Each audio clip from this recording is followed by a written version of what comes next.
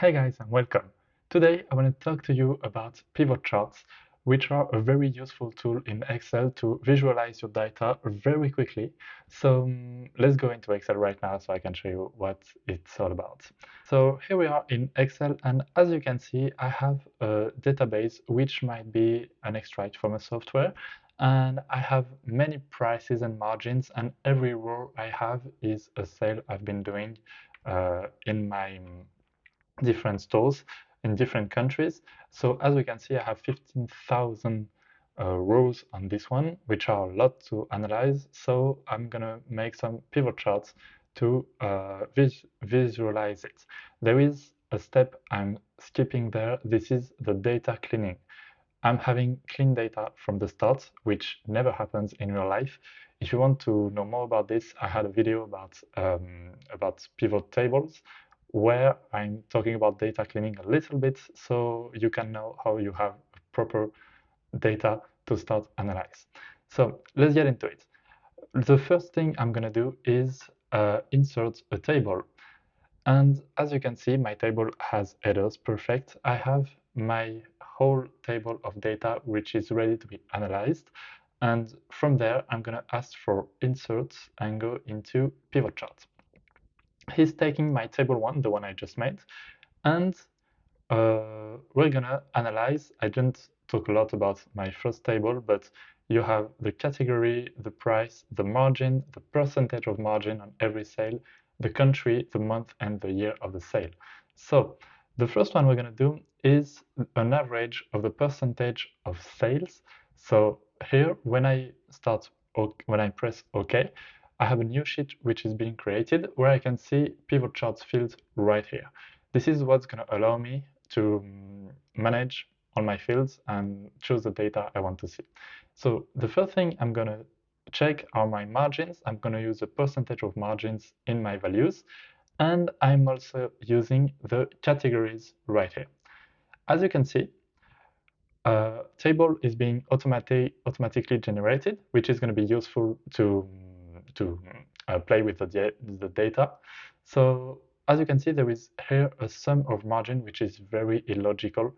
So I can click on this number and ask for value field settings. And from there, I'm going to ask him not to sum my percentage, but to have an average. And I have here my average of margin for each one of my categories.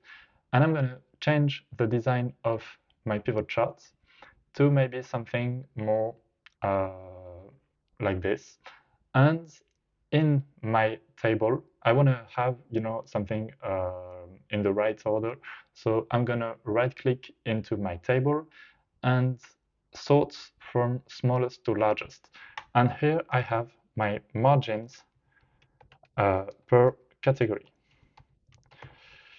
If I right click on this, I can also add data labels, which allows me to have a very proper data, and I can just see what's happening. And I can see my shelves are the ones that are giving me the most margins of all of my products, and the tables are the smallest margins. So this is a really good way to see very quickly what's more worth being sold.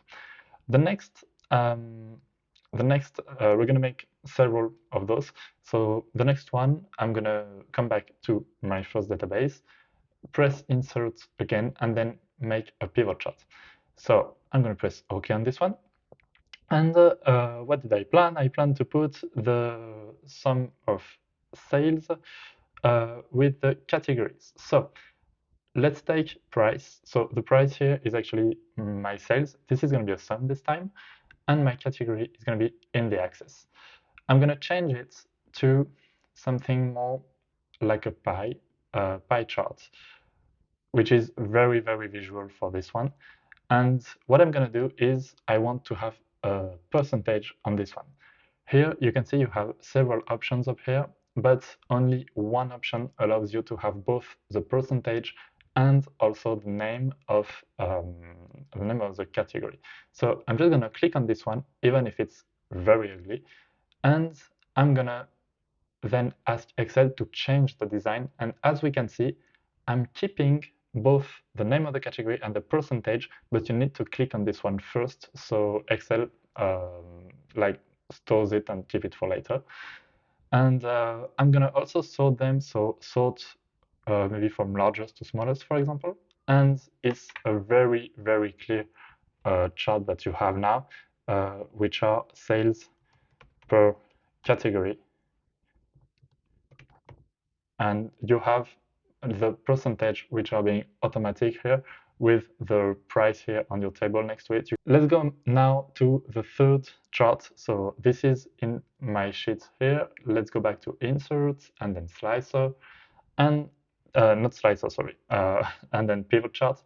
And I'm gonna this time choose to show something more chronological. So let's take the year here and the months of the sales, and I'm gonna analyze this time the prices, same, I mean my sum of sales.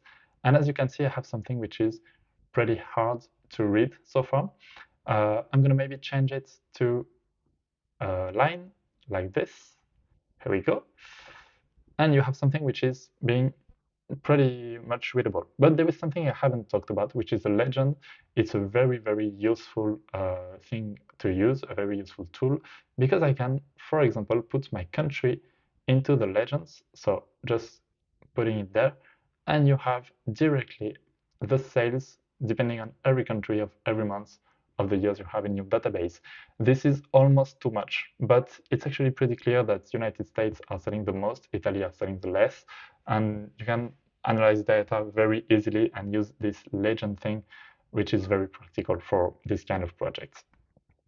Then let's come back to the number one sheet, and the last one I want to show you is a classic one, but we're going to use some filters this time. So let's go back into it and make the pivot chart. And what I'm going to use is the sum of margins. I'm only going to use the absolute value of margins and not the percentage. And I'm going to compare it to for every country. So I can see in which country I'm making the most margin. And as you can see, it's definitely the United States here. So I can make some, add my data labels right here. Maybe I can make some, how can I say, some adjustments on my number. So in value settings, my number, I will ask it to be with zero, decimals because it's too precise. And I can also sort it, so maybe sort largest to smallest. And I have something that is very, very visual right now. What I can do then is, so I'm just going to write it, sum of margins per country, is use, as I said, the filter option. So I want to filter maybe with my categories and my years. I'm going to make another video about slicers very soon, so stay tuned on the channel so you can see a better way to filter. But so far, we're just going to use the filter option, and you have here the category, and you can choose if you want. So let's take just the beds, and you have the margins you made on the bed in every country. Or maybe the desk. So what are your margins on the desks? And maybe you're only interested in 2024 and 2025, and your margins on the desks in those years has been 46,000 euros in the United Kingdom. That can be very useful to go into a very precise data analyst, and it's actually also very practical to build dashboards, to build complete dashboards. If you're interested in this, I have a video which gives you the entire process of building your own dashboard. So feel free to check this. And if you have any questions or any other propositions, maybe for Excel, propose it, please, so I can make videos about it and share with you some knowledge. See you later.